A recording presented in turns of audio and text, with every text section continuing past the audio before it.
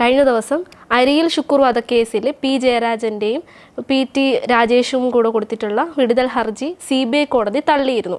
അപ്പോൾ അതിനെ പ്രതികരിച്ചുകൊണ്ട് ആ ഒരു തള്ളിയതിനോട് പ്രതികരിച്ചുകൊണ്ട് വാർത്താ സമ്മേളനത്തിൽ മുസ്ലിം ലീഗ് സംസ്ഥാന സെക്രട്ടറി ആയിട്ടുള്ള KM ഷാജി വന്നിരുന്നു. വാർത്താ സമ്മേളനമായിട്ട് വന്നിരുന്നു. അപ്പോൾ അതിൽ അദ്ദേഹം പറയുന്നത് ഈ ഒരു ഹർജിയുമായിട്ട് മുന്നോട്ട് പോകുന്നതിൻ്റെ ഭാഗമായിട്ട് കഴിഞ്ഞ 2 ദിവസം മുന്നേ P ജയരാജൻ കേരളത്തിൽ ISIS റിക്രൂട്ട്മെൻറ്റ് ഉണ്ട് എന്ന് പറഞ്ഞത് ഈ അരിയിൽ ഷുക്കൂർ വധക്കേസിൽ എന്തെങ്കിലും നീക്കുപോക്ക് ഉണ്ടാകുമോ എന്ന് അറിയാൻ വേണ്ടിയിട്ടാണ് അദ്ദേഹം ഇങ്ങനെ ഒരു കേരളത്തിൽ ISIS റിക്രൂട്ട്മെൻറ്റ് ഉണ്ട്, ഈ ഒരു മുസ്ലിം രാഷ്ട്രീയത്തെ പറ്റിയൊക്കെ ഒരു പ്രസ്താവന ഇറക്കിയെന്ന രീതിയിൽ അദ്ദേഹം KM ഷാജി പറഞ്ഞിരുന്നു.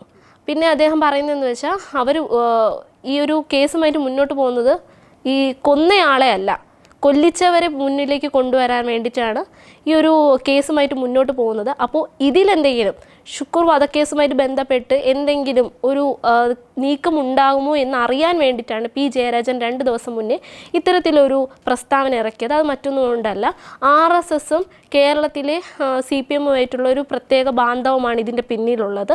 ഇപ്പോൾ സ്വാഭാവികമായിട്ടും കേരളത്തിലെ മുസ്ലിം സംഘടനകളോടോ അല്ലെങ്കിൽ കേരളത്തിലെ പൊളിറ്റിക്കൽ ഇസ്ലാമിനെ എതിർത്തുകൊണ്ട് ഒരു പ്രസ്താവന ഇറക്കിക്കഴിഞ്ഞാൽ അത് RSS ശ്രദ്ധിക്കുമല്ലോ.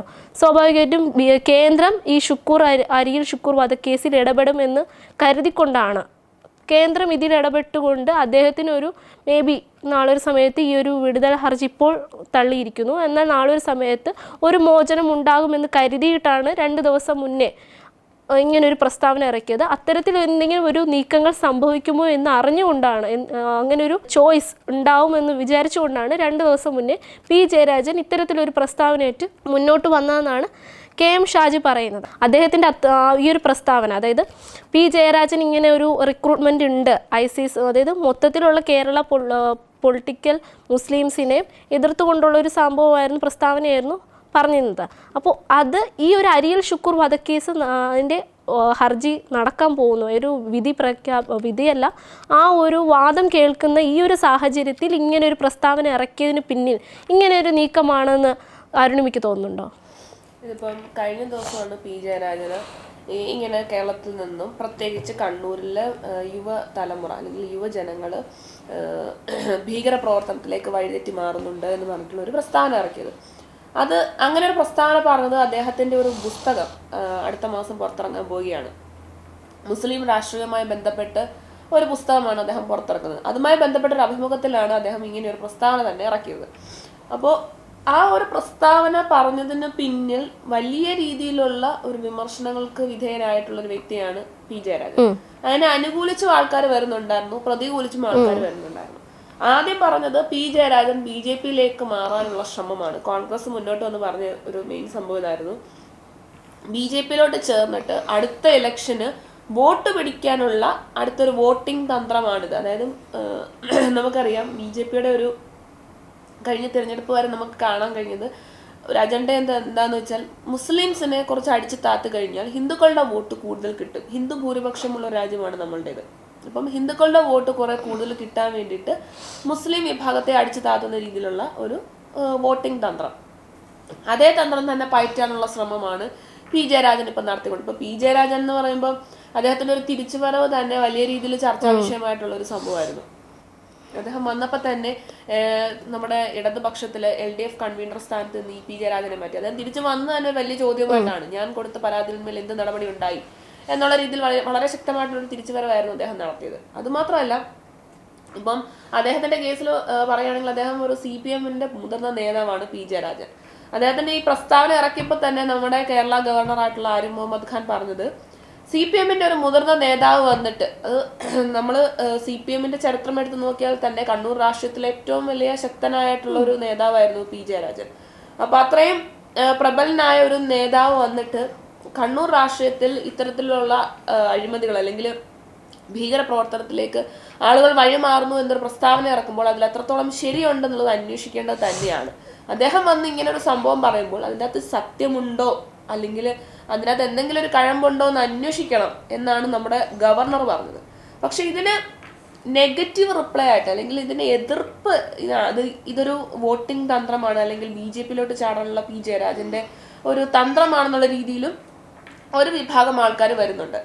പക്ഷെ ഇതിൻ്റെ അതൊന്ന് അദ്ദേഹം ഇങ്ങനെ ഒരു പ്രസ്താവന ഇറക്കുമ്പോൾ ഒരു കാര്യം കൂടെ നമ്മൾ ഓർമ്മിപ്പിക്കണം. അതായത് ഒരു കാലത്ത് പി ജയരാജൻ പാർട്ടികൾ സജീവമായി നിന്നിരുന്ന സമയത്ത് ഉണ്ടായ രാഷ്ട്രീയ കൊലപാതകങ്ങളിൽ ഏറ്റവും മുന്നിൽ നിന്നൊരു വ്യക്തിയാണ് പി ജയരാജൻ. അത് TB ചന്ദ്ര വധക്കേസിലായാലും ചന്ദ്രശേഖരന്റെ വധക്കേസിലായാലും അരിയിൽ ഷുക്കൂറിന്റെ വധക്കേസിലായാലും എല്ലാത്തിലും ആദ്യം ആ ചോരകളുടെ എല്ലാം കറ അദ്ദേഹത്തിന്റെ കയ്യിലും പറ്റിയിട്ടുണ്ട് എന്നുള്ളത് തന്നെയാണ് അതിന്റെ ഒരു വാസ്തവം. അപ്പോൾ ഈ ഷുക്കൂർ വധക്കേസിന്റെ അകത്ത് അദ്ദേഹം കൊലപാതകത്തിൽ പങ്കില്ലെങ്കിലും ഗൂഢാലോചനയിൽ അദ്ദേഹം മുൻപന്തിയിൽ തന്നെയായിരുന്നു. അദ്ദേഹം ആ ഒരു ഷുക്കൂറിനെ പിടിച്ചു കെട്ടിയിട്ട് നാട്ടുകൂട്ട വിചാരണ ചെയ്തതിലും അത്രയും ക്രൂരമായ രീതിയിൽ അയാളെ ശിക്ഷിക്കാൻ വേണ്ടിയിട്ട് പാർട്ടി നേതാക്കൾ തന്നെ മുന്നിട്ടിറങ്ങുന്ന ഒരു അവസ്ഥ കണ്ണൂരിൽ നടന്നിട്ടുണ്ട്. അപ്പൊ അതിനെല്ലാം പിന്നിൽ പി ജയരാജനാണ്. അപ്പം ഇത്രയും വലിയ രാഷ്ട്രീയ കൊലപാതകങ്ങൾക്ക് ഒരു സപ്പോർട്ട് കൊടുത്തിട്ട് ഇപ്പൊ വന്നിട്ട് കണ്ണൂരിലെ യുവജനങ്ങൾ ഭീകര പ്രവർത്തനത്തിലേക്ക് കയറുന്നൊരു പ്രസ്താവന ഇറക്കുന്നതിൽ അത് തന്നെ ഒരു വലിയൊരു അന്തരമുണ്ട്. ഇപ്പോൾ KM ഷാജി പറയുന്നുണ്ട് എത്ര യോഗ്യനാണ് പി ജയരാജൻ. അതായത് കണ്ണൂർ രാഷ്ട്രീയത്തിൽ ഇത്തരത്തിലുള്ള കൊലപാതക രാഷ്ട്രീയത്തിൽ വളരെയധികം കഴമ്പുള്ള ഒരു വ്യക്തിക്ക് എത്ര യോഗ്യതയുണ്ട് ISIS പോലെയുള്ള ഒരു സംഘടനയെ എതിർത്തുകൊണ്ട് പറയാൻ. ISIS സംഘടന ഒരു ഭീകരവാദ സംഘടന തന്നെയാണ്, അത് അദ്ദേഹം സമ്മതിക്കുന്നുണ്ട് എങ്കിലും ഇങ്ങനെ ഒരു രാഷ്ട്രീയ ബാക്ക്ഗ്രൗണ്ട് ഉള്ള ഒരു വ്യക്തിക്ക് എത്ര യോഗ്യതയുണ്ട് ISIS സംഘടന കേരളത്തിൽ വളരുന്നുണ്ട് അല്ലെങ്കിൽ റിക്രൂട്ട്മെന്റ് നടത്തുന്നുണ്ട് എന്ന് പറയാൻ എന്ന് അദ്ദേഹം ചോദിക്കുന്നുണ്ട്. അതേപോലെ പറയുന്നതാണ് അന്നത്തെ MLA ആയിരുന്നു KM ഷാജി. ആ ഒരു സാഹചര്യത്തിൽ, അതായത് ഇത് നടക്കുന്നത് 2012 എനിക്ക് തോന്നുന്നത്, 2012 ആ ഒരു സമയത്ത് കണ്ണൂരിലെ ഒരു രാഷ്ട്രീയം എന്ന് പറയുന്നത് ഇത്തരത്തിൽ ബോംബ് വെട്ടും കുത്തുമൊക്കെ ഉണ്ടായിരുന്നു. ഏകദേശം ആ ഒരു സമയങ്ങളിലായിരുന്നു ഏറ്റവും കൂടുതൽ കൊലപാതകങ്ങളും നടന്നിട്ടുള്ളത്. ഇപ്പോൾ അരിയിൽ ഷുക്കൂർ വധക്കേസായാലും TP ചന്ദ്രശേഖരൻ വധക്കേസായാലും ഈ രണ്ട് കേസുകളിലൂടെയും ഒരു ഭീകരാന്തരീക്ഷമായിരുന്നു കണ്ണൂർ രാഷ്ട്രീയത്തിൽ ഉണ്ടായിരുന്നെങ്കിൽ പിന്നീട് അത് ഇപ്പോഴത്തെ കണ്ണൂർ രാഷ്ട്രീയം നോക്കിയാണ് ഒരു ശാന്തതയാണ്. ഈ രണ്ട് വധക്കേസുകളിലും കേസുമായിട്ട് മുന്നോട്ട് പോയത് മുസ്ലിം ലീഗ് തന്നെയാണെന്നാണ് അവർ പറയുന്നത്. കാരണം രണ്ടിൻ്റെ പിന്നാമ്പുറക്കാർ എന്ന് പറയുന്നത് അതിൽ കഴമ്പുള്ള വ്യക്തികൾ എന്ന് പറയുന്നത്, കൈയുള്ള വ്യക്തികൾ എന്ന് പറയുന്നത് ഈ ഇടതുപക്ഷത്തിലുള്ള നമ്മൾ പറയുന്ന ചിലപ്പോൾ നേതാക്കൾ തന്നെയായിരിക്കും ഗൂഢാലോചനകളിലും ഭാഗമായിട്ടുള്ളത്. അന്ന് ഓഗസ്റ്റ് 7-ന് പി ജയരാജനെ അറസ്റ്റ് ചെയ്യുകയും 27-ന് 17-നോ ആണോ 27-ന് അദ്ദേഹത്തിന് ജാമ്യം കൊടുത്ത് പുറത്തു വിടുകയായിരുന്നു. അപ്പോൾ വിത്ത് പ്രൂഫ്സാണുള്ളത്. ഈ അരിയിൽ ഷുക്കൂർ വധക്കേസിൻ്റെ അഭിഭാഷകൻ പിന്നെ ഷുക്കൂറിൻ്റെ അമ്മ ഇവർ ഗൂഢാലോചന നടത്തിയെന്നുള്ള ഫോൺ രേഖകളും അല്ലാതെയുള്ള സാക്ഷി തെളിവുകളും മൊഴികളും എല്ലാ അടിസ്ഥാനത്തിലാണ് ഈ കേസുമായിട്ട് മുന്നോട്ട് പോയത്. ഇപ്പോൾ ഈ ഒരു പ്രസ്താവന റിക്രൂട്ട്മെൻറ്റ് നടക്കുന്നു എന്ന് പറയുന്നതിലൂടെ കേന്ദ്ര സർക്കാരിനെ ഒന്ന് സന്തോഷിപ്പിക്കുക, അതായത് മുസ്ലിം രാഷ്ട്രീയത്തെ മുസ്ലിങ്ങളെ എതിർത്തുകൊണ്ട് പറഞ്ഞുകൊണ്ട് കേന്ദ്രത്തെ പ്രീണിപ്പെടുത്തി ഈ ഒരു വധക്കേസിൽ എന്തെങ്കിലും ഒരു നീക്കുപോക്ക് ഉണ്ടാക്കുക എന്നതാണ് പി ജയരാജൻ്റെ ലക്ഷ്യമെന്നാണ് ഷുക്കൂർ വധക്കേസുമായിട്ട് ബന്ധപ്പെട്ട് ഇന്നലെ നടത്തിയ വാർത്താ സമ്മേളനത്തിൽ KM ഷാജി പറയുന്നത്. അദ്ദേഹം പറയുന്നത് ഇങ്ങനെയാണ്, എത്രത്തോളം യോഗ്യതയുണ്ട്. ഇപ്പോൾ TP ചന്ദ്രശേഖരൻ വധക്കേസിലായാലും അരിയിൽ ഷുക്കൂർ വധക്കേസിലായാലും രണ്ടും കണ്ണൂരിലായിരുന്നു.